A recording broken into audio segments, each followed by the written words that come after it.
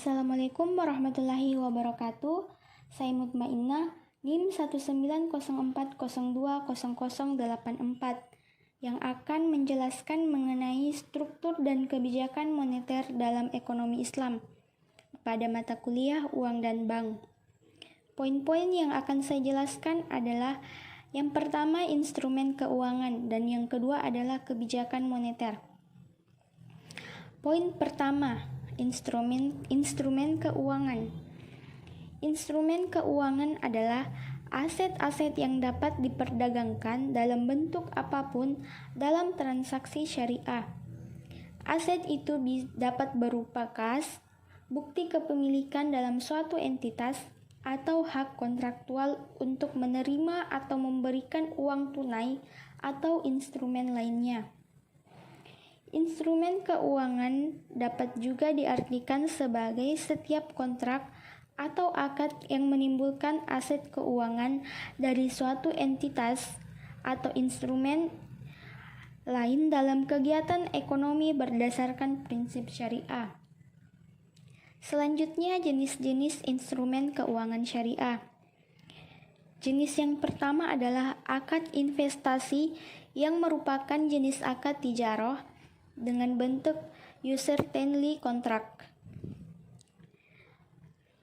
Kelompok akad tersebut yang pertama adalah mudharabah. Mudharabah adalah bentuk kerjasama antara dua pihak atau lebih, di mana pemilik atau pemberi modal atau sohibul mal mempercayakan sejumlah modal kepada pengelola atau mudharib untuk melakukan kegiatan usaha dengan nisbah bagi hasil atau keuntungan yang diperoleh itu menurut kesepakatan di awal.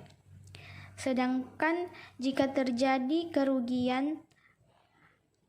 kerugian tersebut ditanggung pemilik dana atau pemodal sepanjang tidak ada unsur ketidaksengajaan atau kecelakaan atau kelalaian oleh mudharib.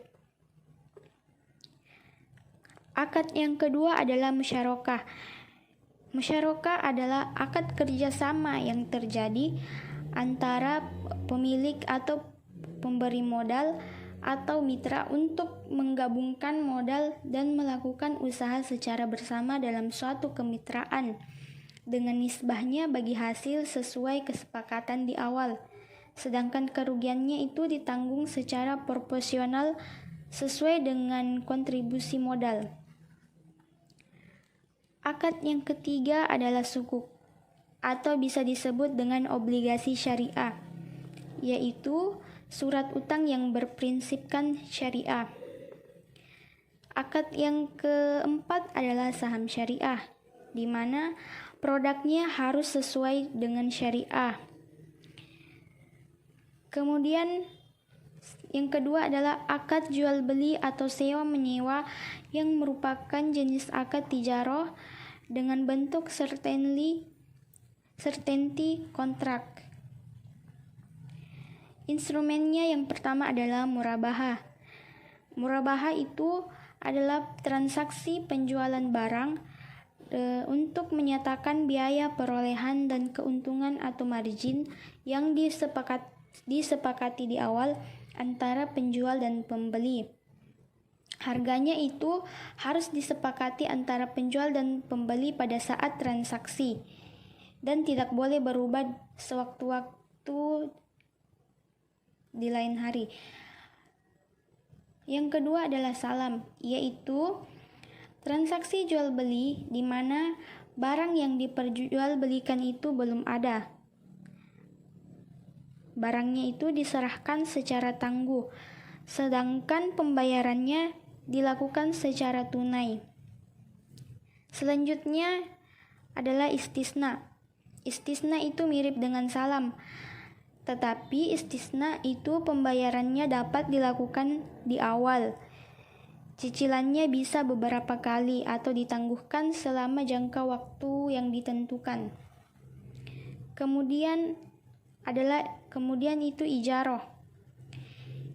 Ijarah itu akad sewa menyewa antara pemilik objek sewa dan penyewa untuk mendapatkan manfaat atas objek yang disewakan secara bersama-sama. Kemudian poin selanjutnya, poin kedua yaitu kebijakan moneter. Tujuan-tujuan kebijakan moneter. Bank Indonesia memiliki tujuan untuk mencapai dan memelihara kestabilan nilai rupiah.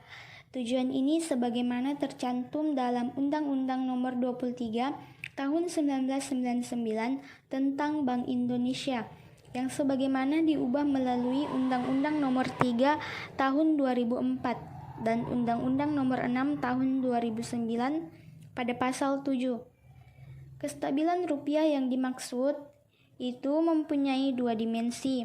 Dimensi yang pertama, kestabilan nilai rupiah adalah kestabilan terhadap harga-harga barang dan jasa yang tercermin dari perkembangan laju inflasi. Sedangkan dimensi kedua itu terkait dengan perkembangan nilai tukar rupiah terhadap mata uang negara lain atau di luar negara Indonesia. Perkembangan nilai rupiah terhadap mata uang negara lain dan Indonesia menganut sistem nilai tukar mengambang atau free floating. Peran kestabilan nilai tukar sangat penting dalam mencapai stabilitas harga dan sistem keuangan.